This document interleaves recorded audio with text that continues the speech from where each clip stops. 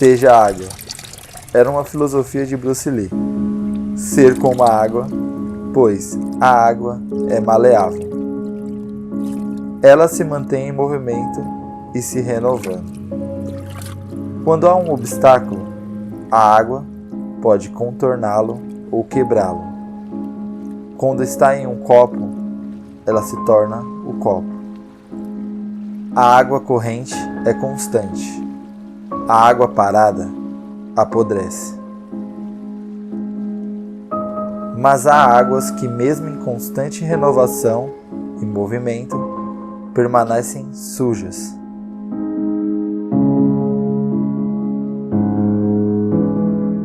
A sujeira corre no fluxo do Ribeirão dos Meninos.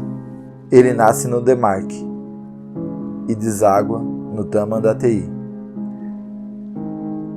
Passa por várias cidades e divide São Bernardo e Santo André. Porém, não é reconhecido como filho de ninguém. Desde que eu conheci o Ribeirão dos Meninos, ele está em coma. Alguns o declaram como morto há mais de 50 anos. Mas como, se ele ainda corre? A morte ocorre quando há o esquecimento de alguém. Porém, o Ribeirão dos Meninos se faz presente na memória de todos que passam por ele. Pontes foram construídas sobre ele. Algumas já se foram. Uma das principais é feita de metal e une as duas cidades. De um lado, moradias, e do outro, um grande mercado. Mesmo em más condições, a ponte é utilizada, porém pouco reformada. Afinal, ela pertence a qual lado?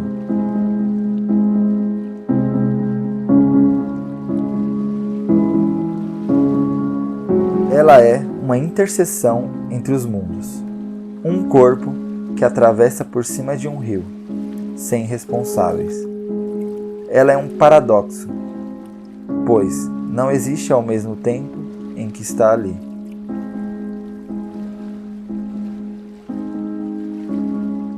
O Ribeirão é vivo para qualquer um que divide o dia a dia com ele. Da minha casa, eu o enxergo e o vejo correr. Há quem o use de moradia. Ele é invisível, ao mesmo tempo que impossível de não ver.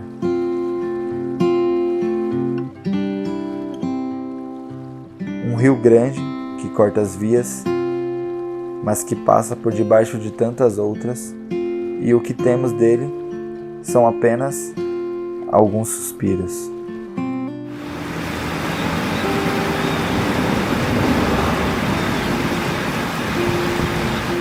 Quando olhamos para ele, enxergamos apenas uma fonte de recurso. É normal. Nosso sistema visualiza a natureza como recurso a ser explorado. É loucura falar para qualquer um que aquele rio é uma vida, um ancestral e que merece respeito. O valor dele se perdeu quando o valor das avenidas aumentou. Os carros ganharam espaço e se tornaram a única coisa que importa, mais do que vidas.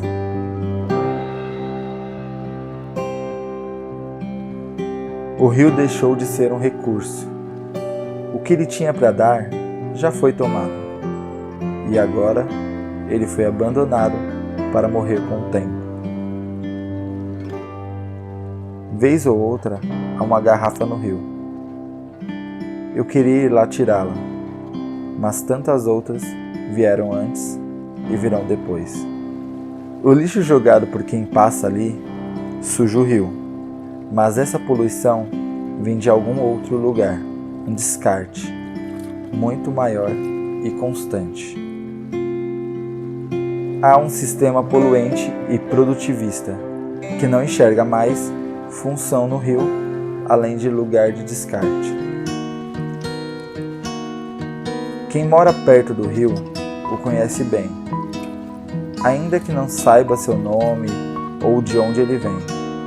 Sabe que ele é calmo e em épocas de chuva cresce até quase o limite.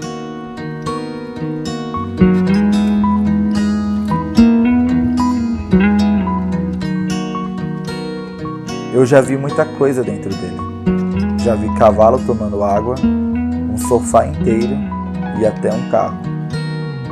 O que eu nunca vi foram peixes. Os amigos de longa data do Ribeirão dos Meninos, tão antigos quanto ele, já falaram que haviam peixes, barcos e até pessoas se banhando em suas águas. Daí veio o nome, por causa dos meninos que brincavam nas águas, pois apesar de toda a pose, o rio é bem raso.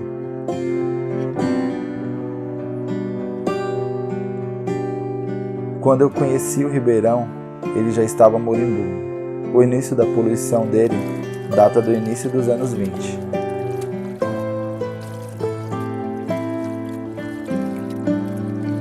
Não sei quantos desses meninos que brincavam com o rio ainda estão vivos. Eu não consigo conceber uma imagem dele com vida e brincando com as pessoas.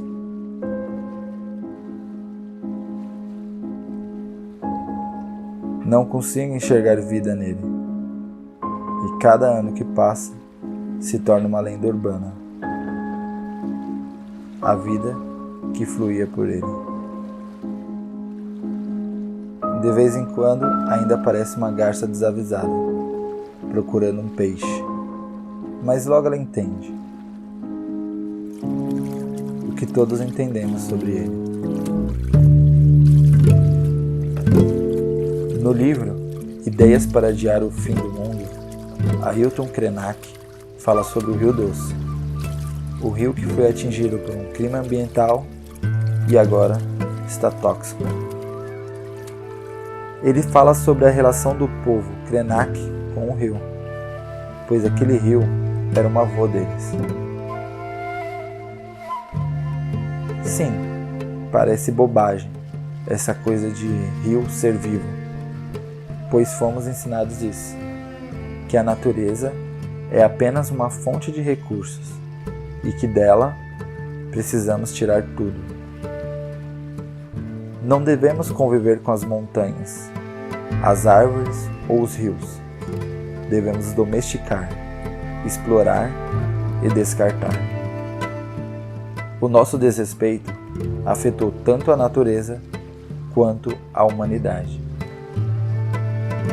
Nós despersonalizamos a natureza, tirando a vida dela, deixando ela vazia de pulsar. Tirando a capacidade dela de viver, nós facilitamos a exploração até a exaustão. Na arrogância humana, não permitimos que ela compartilhe espaço conosco. Não podemos dividir lugar com esse rio. No mundo que enxerga tudo como mercadoria, esse rio serve de lixo e estorvo.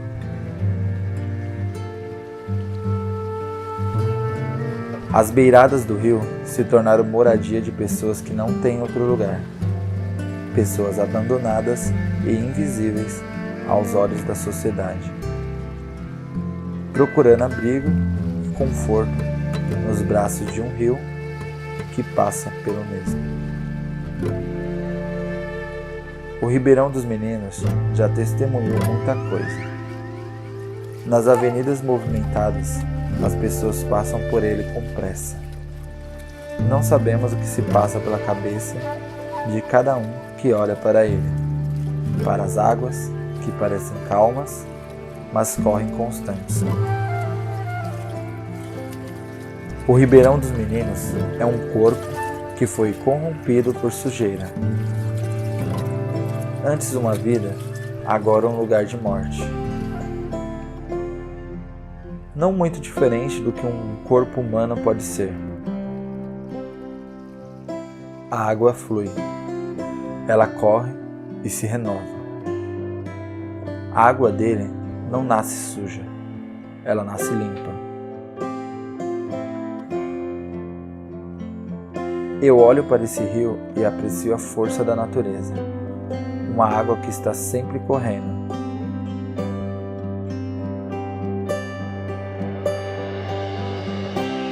Quando chove, ele enche. Sempre há a expectativa de transbordar, mas ele não faz. Alguns córregos pelos quais suas águas se espalham não são tão contidos e alagam as ruas.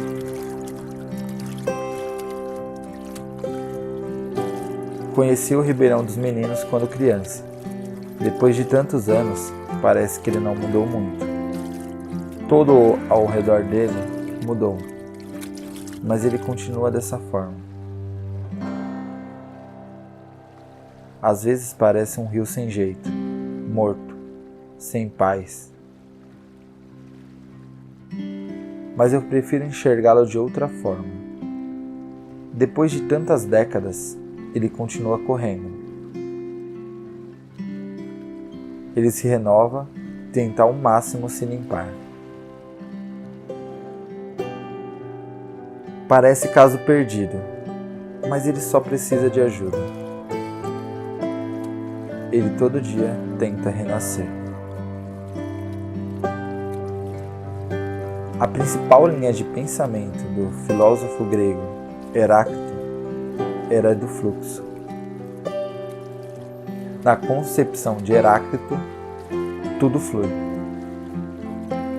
Tudo está em constante movimento, como um rio. Tudo flui, nada permanece. Nem eu, nem o rio.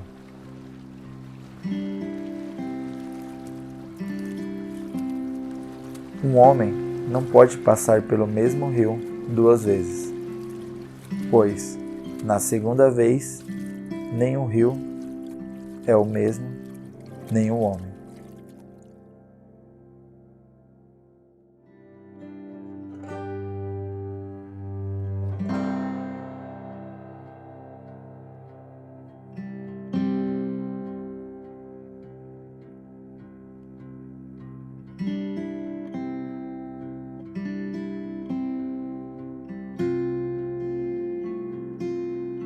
But still she dreams of quiet streams and flying.